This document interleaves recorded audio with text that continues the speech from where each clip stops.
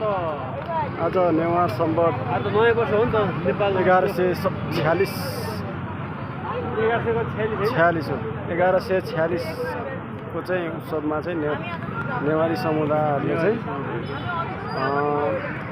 यो उत्सव मनाउँदैछन्। यो भिन्तुना मास चाहिँ किन राख्नु मास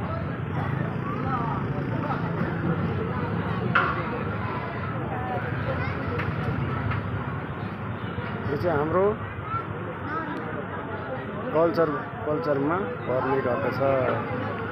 शङ्खधर शाक्यको सम्झनामा चाहिँ यो मनाउने गरिन्छ।